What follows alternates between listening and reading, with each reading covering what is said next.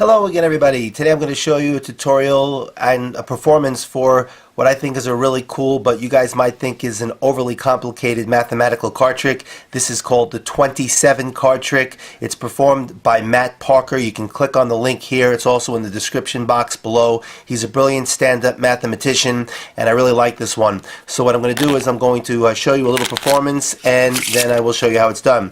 For this trick, we're going to use 27 cards. We're going to tell the spectator they can look at the cards and they can select any card they want. It's a free choice. So let's say the spectator chooses the 9 of diamonds. Now we can have them shuffle the cards. While they're shuffling, we'll ask the spectator, do you have a favorite number between 1 and 27? The spectator says 17. Is there any reason why you like number 17?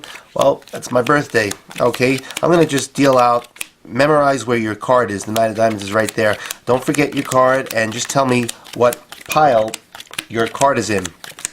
And they say that their card is right over here, so we'll do it one more time. A second time, ask the spectator to tell me what pile their card is in, and there's the 9 of diamonds right there. Okay, so we'll take the piles, and then the last time we'll do it one more time, and we'll ask the spectator to watch and notice where his card is, and the 9 of diamonds is right over there.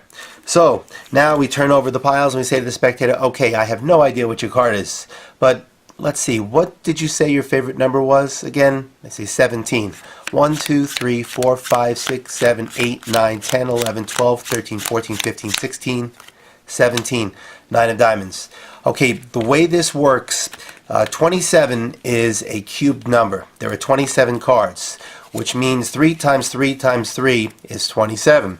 So if you have 3 piles of 9 and the spectator's card is in one of the piles, you pick up the cards the first round. There are 3 rounds that you're going to stack the piles. The first round, you can take the pile with the spectator's card and put it on the top.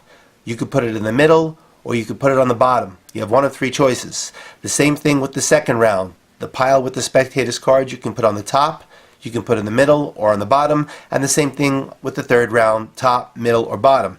So having 3 choices 3 times is like 3 cubed. There are 27 possible combinations. Each one of these 27 possible combinations will put the spectator's card in one of these spots. So top, top, top, we'll put the spectator's card first. Bottom, bottom, bottom, we'll put the spectator's card 27th.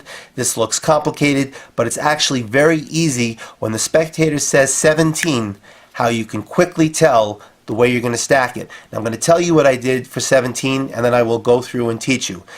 17, you add the 1 and the 7 together, that gives you 8. 8 is the middle number of the bottom 3. So middle, bottom, and 17 is middle, is the middle 9. Middle, bottom, middle. Okay, that sounded complicated. Let me show it to you. What you're going to do is you need to turn the number into a single digit number, because the third round is where we're going to go with there are 3 groups of 9, 1 through 9, 10 through 19, 10 through 18, and 19 through 27. So if the spectator says whatever number they say, if it's the top, the middle, or the bottom, that's what we're going to do the last time. Then if they give us a single digit number, we have to look at the numbers like this. The numbers 1 through 9 are no longer going to be 1 through 9. 1 is the top number of the top group, because they're grouped in 3s. 1, 2, 3 is the top group, 4, 5, 6 is the middle group, 7, 8, 9 is the bottom group. So 1 is the top number of the top group, 2 is the middle number of the top group, 3 is the bottom number of the top group.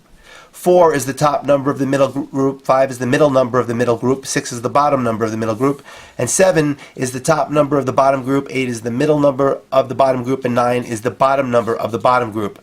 So, spectator says to you, number 23. What you do is you add 2 plus 3 equals 5.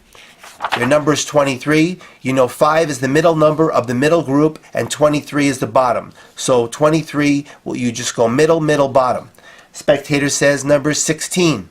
You know 1 and 6 is 7. 7 is the top number of the bottom group, top, bottom, and 17 is in the middle, middle. Spectator says number 4. 4 is the top number of the middle group of the top, top, middle, top. Spectator says 25. 2 and 5 is 7. 7 is the top number of the bottom group, and 25 is the bottom, top, bottom, bottom.